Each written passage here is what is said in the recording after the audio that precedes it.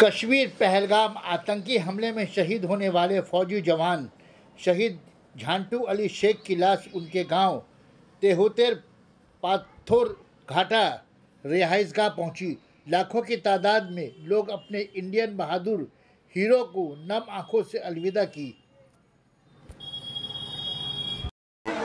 ব্যারিকেডের ভিতরে প্রবেশ করার চেষ্টা করবেন না, কারণ মন্ত্রী মহোদয়গণ, বড় বড় অফিসারগণ তারা থাকবেন, তাদের কিছু কর্ম আছে তারা করবেন, তারপরে আমাদের হাতে ছাড়বেন।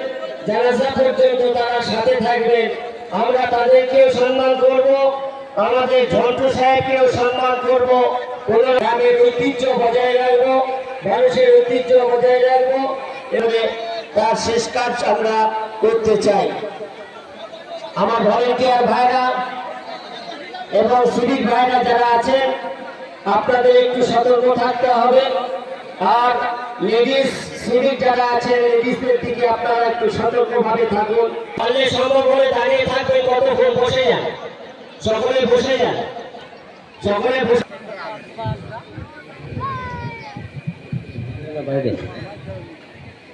চলে আসেন, সব গেটের কাছে দাঁড়াবেন না, গেটের ডান পাশে দেখছি অনেকে দাঁড়িয়ে আছেন। তবে একে অপরকে সহযোগিতা করি।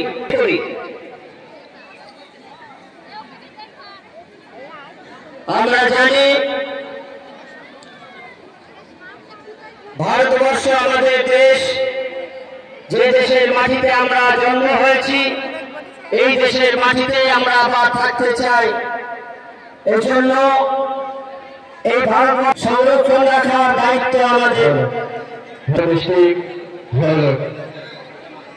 আমাদের ভারতবর্ষের পশ্চিমবাংলার হলদিয়া জেলার তেহট্টু থানা অন্তর্গত পাথরঘাটা গ্রামের বীর সেনা, বীর সৈনিক ঝন্টু আলী শেখ সাহেব নিজের গুলি খেয়ে, নিজের রক্ত দিয়ে নিজের প্রাণটাকে বার করে দিয়েছেন। সকলেই তাকে দোয়া বা আশীর্বাদ করব, এটাই হলো আমাদের কর্তব্য। এবং আমাদেরকে প্রধানমন্ত্রী মহাশয় এবং আমাদের স্বরাষ্ট্রমন্ত্রী মহাশয়কে অনুরোধ করব যত অবস্থা করতে। তাদের এত বড় সাহস হয় যে তারা বহিরাগত থেকে এসে ভারতে এসে ভারতবর্ষকে খতম করে চলে যাবে, শেষ করে চলে যাবে। আমরা চুপ থাকবো? এটা হয়তো আমাদের গাফিলতা, আমাদের সরকারের গাফিলতা, আমাদের স্বরাষ্ট্রমন্ত্রীর গাফিলতা। কেন, কিভাবে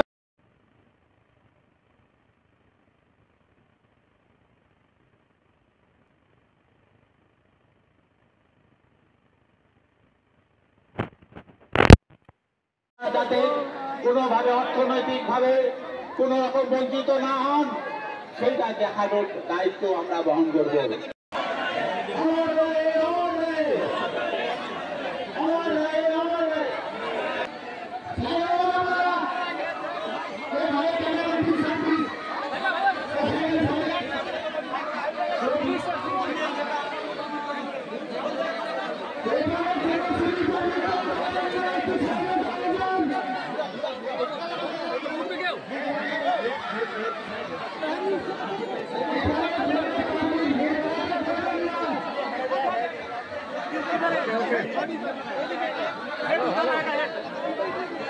Hello.